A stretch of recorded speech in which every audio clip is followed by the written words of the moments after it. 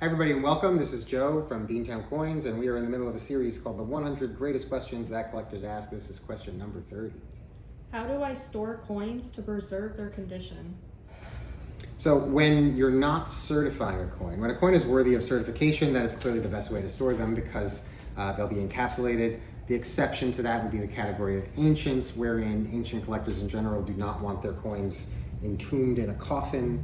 They've been handling them since the dawn of coins, and most ancient collectors are purists who would prefer to be able to touch and hold their coins. So when you've got an ancient coin or coins that are not worthy of certifying, the best way to store them is in a cool and dry place using standard numismatic supplies for that purpose. So you'll want to use flips that don't contain PVC, a plastic flip that is very soft, and isn't likely to break if you mishandle it. It's sort of pliable and it seems durable.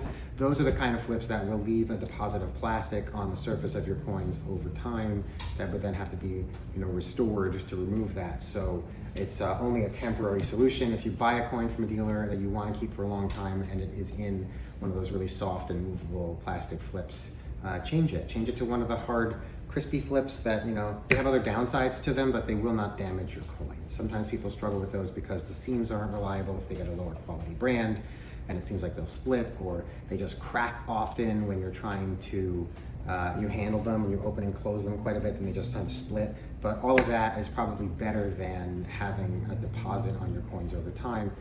The thing about coins is you never know when you're going to return to that particular piece, and often people pull out coins that are now in need of restoration, and they had every good intention of going back to them and changing out their flips at some other time, and life got away, or the next piece of the collection distracted them, and it was many, many years before they realized their mistake. So whenever possible, store them from the beginning in a hard non-PVC plastic.